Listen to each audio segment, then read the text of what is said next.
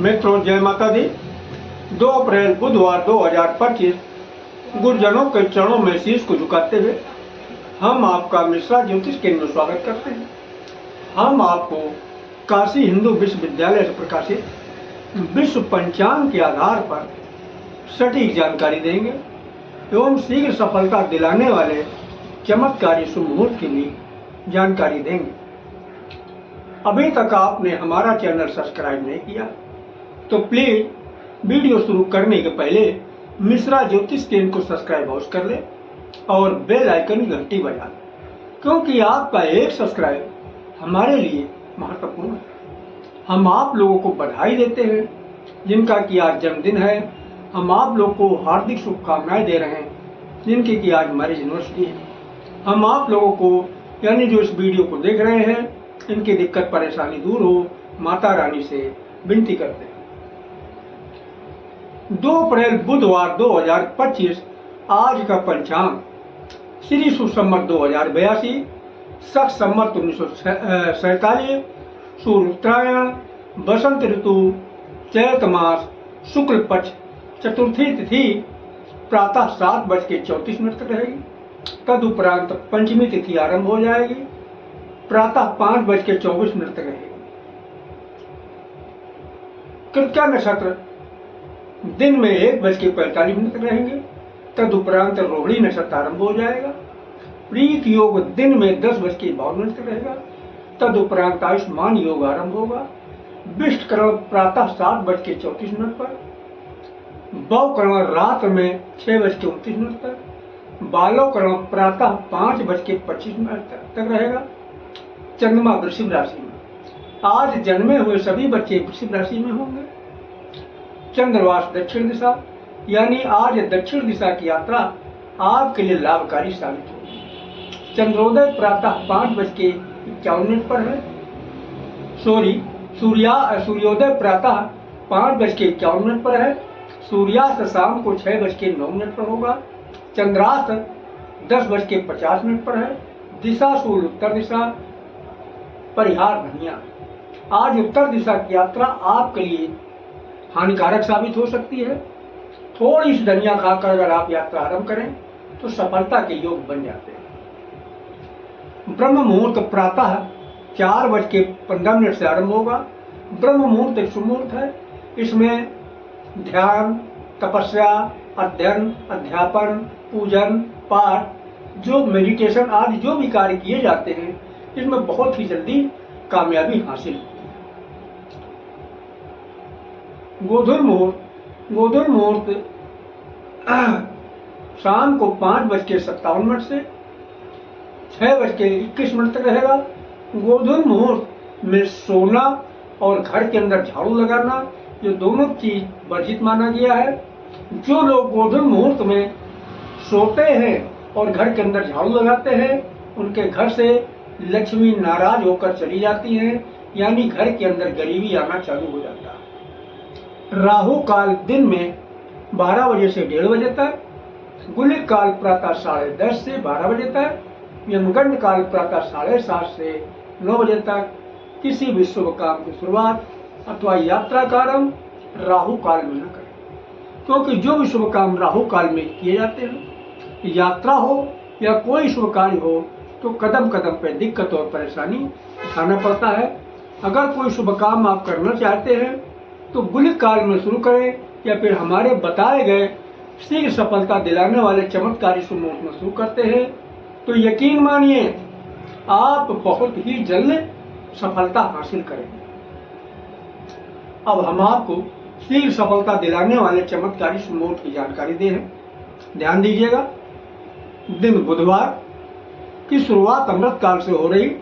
अमृत काल का बाल शुरू हो रहा 7:36 से 8 बजे तक चलेगा। प्रत्येक कार्य के लिए शुभ समय है। युवा 8 बजे से आरंभ होकर 8:24 तक चलेगा। किसी भी कार्य के लिए शुभ अनुकूल समय है। प्रौढ़ 8:24 से शुरू होकर 8:48 तक चलेगा। किसी भी कार्य के लिए समान शुभ समय है। वृद्ध 8:48 से आरंभ होकर 9:12 तक चलेगा। किसी भी कार्य के लिए साधारण अनुकूल समय। और उसके बाद फिर अमृत काल रिपीट किया। अमृत काल का बाल शुरू हो रहा 11:36 से 12 बजे तक चलेगा।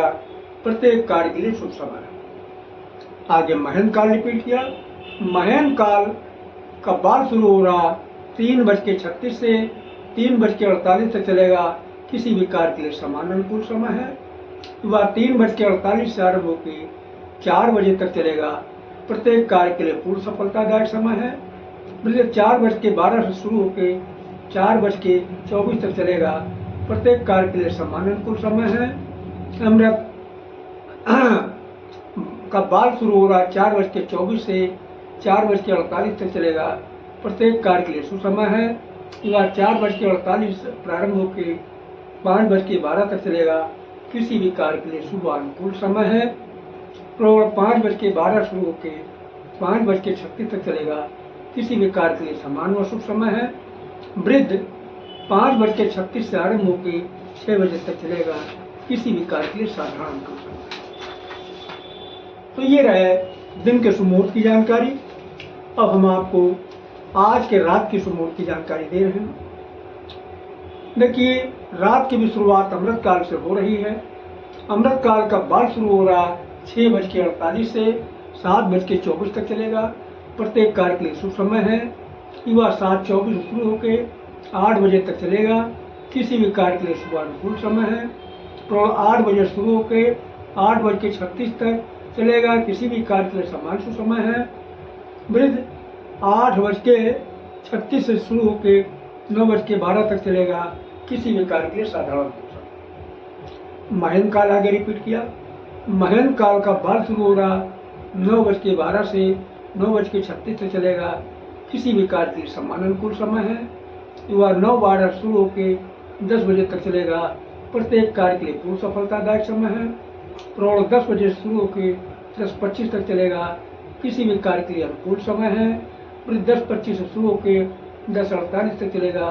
प्रत्येक कार्य के लिए समान अनुकूल समय है। अमृत का बाल 2 बजे शुरू होकर 3 बजे तक चलेगा। प्रत्येक कार्य के लिए सुसमय है। युवा 3 बजे शुरू होकर 4 बजे तक चलेगा। किसी भी कार्य के लिए शुभ अनुकूल समय है। 4 बजे शुरू होकर 5 बजे तक चलेगा। किसी भी कार्य के लिए समान सुसमय है। 5 बजे शुरू होकर 6 बजे तक चलेगा। किसी भी कार्य के लिए साधारण अनुकूल समय। तो ये रहे शीघ्र सफलता दिलाने वाले चमत्कारी शुभ मुहूर्त की जानकारी। अब हम इसकी बेसिक को बता देना उचित समझते हैं। देखिए, इस विधि की खोज करने वाले महाराज विक्रमादित्य के समय में एक बहुत बड़े ज्योतिषाचार्य हुआ करते थे, जिनका नाम श्री बरहाम है। ये श्री बरहाम जी की खोज है। यहाँ पर इन्होंने दिन की शुरुआत को प्रातः 6 बजे से माना है। इसी तरीके से रात की शुरुआत को भी शाम 6 बजे से माना है। एक शब्द इन्होंने बार बार इस्तेमाल किया है, महंत काल और अमृत काल। यह है, देखिए, महंत काल एक शुभ मुहूर्त है और अमृत काल भी शुभ मुहूर्त है। महंत काल को इन्होंने प्राथमिकता का दर्जा दिया, इसके बाद का दर्जा इन्होंने अमृत काल को दिया। तो जहां तक संभव हो सके आप महंत काल में काम शुरू करें तो निश्चित ही आपको बहुत जल्दी सफलता हासिल होगी। अब एक शब्द इन्होंने और इस्तेमाल किया बार बार, बाल, युवा, प्रभाव वृद्धि। क्या है? देखिए, इन्होंने समय को 4 भागों में बांट दिया है। 4 भागों में कौन कौन से? बाल, युवा, प्रौढ़, वृद्ध। आपको आसानी समझ में आ जाए इसके लिए बहुत छोटा सा आपको उदाहरण दे रहे हैं, जो आपको बड़ी आसानी समझ में आ जाएगा। आपने जब जन्म लिया तो आपका बचपना था। इसके बाद जब आपकी उम्र बढ़ी तो बचपना खत्म हो गया। अब आपको जवानी में कदम रख दिया, नहीं अब आप जवान हो। जब और उम्र बढ़ी, जवानी भी खत्म हो गई, जवानी और बुढ़ापे के बीच में आ गए, यानी अधेड़ हो गए। जब और उम्र बढ़ी तब आप अधेड़ भी नहीं बचे, आप बूढ़े हो गए। ठीक है? तो यहां पर इन्होंने बचपन को बाल के नाम संबोधित किया, जवानी को युवा के नाम संबोधित किया, अधेड़ को प्रौढ़ के नाम संबोधित किया और बुढ़ापे को वृद्धि के नाम संबोधित किया। अब हम आपसे एक उत्तर जानना चाहते हैं, आप बताइएगा कौन ज्यादा ताकतवर हुआ? बच्चा या बूढ़ा,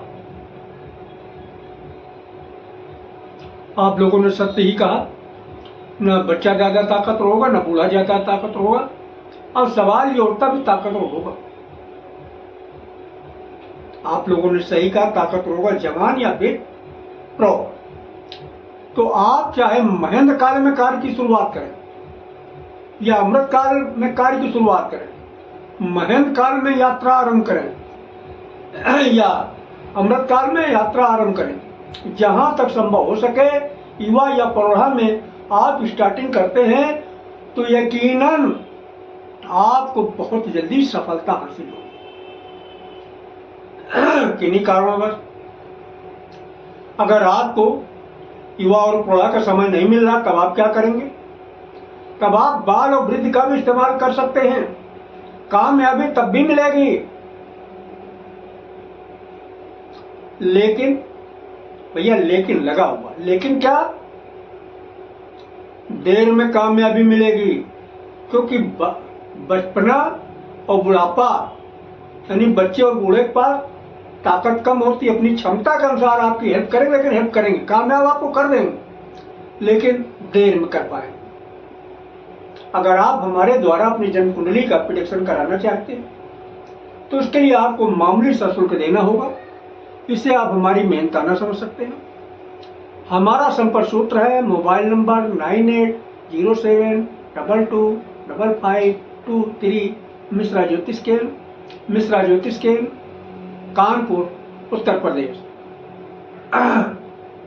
अगर हमारे द्वारा दी गई जानकारी आपको अच्छी लगी तो मिश्रा ज्योतिष केंद्र को सब्सक्राइब करें, लाइक करें। महाकाल के भक्त हैं तो हर हर महादेव, माता भक्त हैं तो जय माता दी लिखें। माँ पार्वती और भोलेनाथ मिलके आपकी मनोकामना को शीघ्र पूरा करेंगे। जय माता दी।